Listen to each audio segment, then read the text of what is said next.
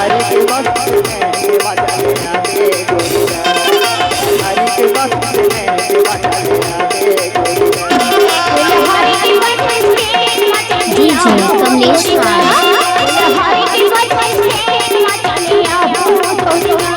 होही तोर मोर, होही तोर मोर, होही तोर मोर, होही तोर मोर, होही तोर मोर मिलना वही डीजे कमलेश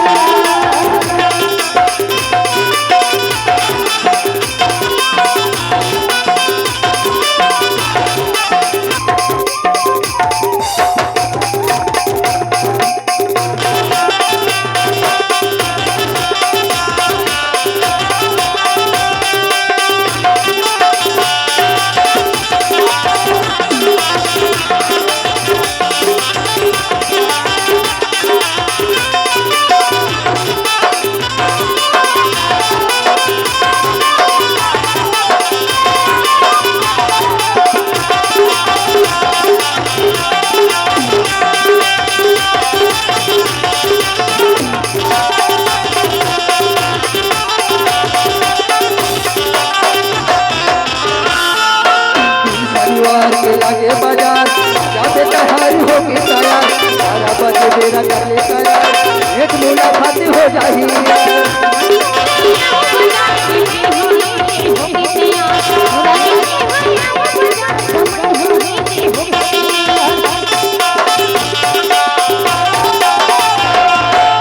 शनिवार के लागे बाजार जाते तैयार हो के तैयार, 12 बजे मेरा कर ले तैयार, एक मुलाकात हो जाही यार, एक मुलाकात हो जाही रे, एक मुलाकात हो जाही। और सुन तो बताओ कल दिन शनिवार के ना, अगर तोर मोर मुलाकात में हुई ऐसे तो तह जानता बता तो आजकल चलत है मोबाइल में, तह मुला फोन कर देवे यार,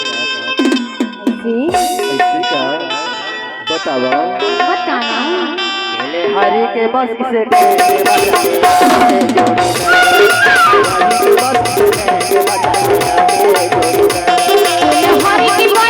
डीजे कमलेश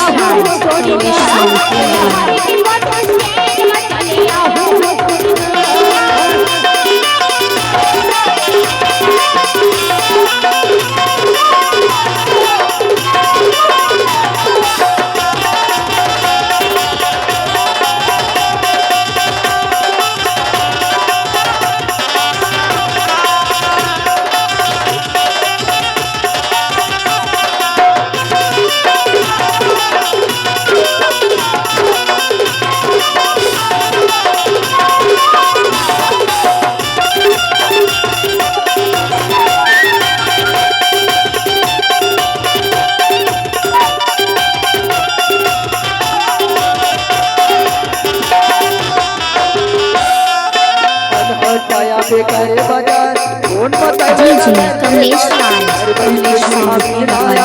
आजकल चले मोबाइल तीरथ,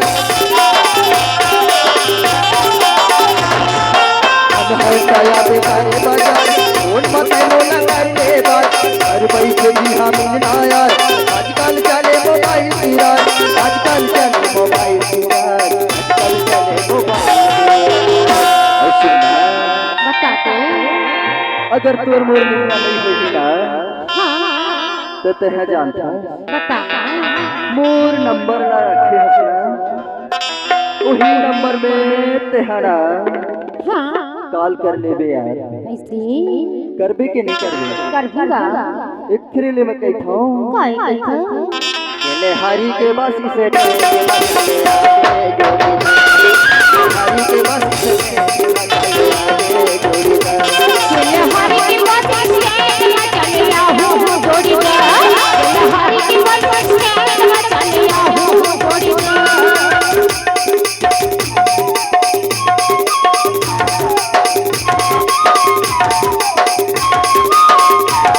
डीजे कमलेश साउंड की लहरी।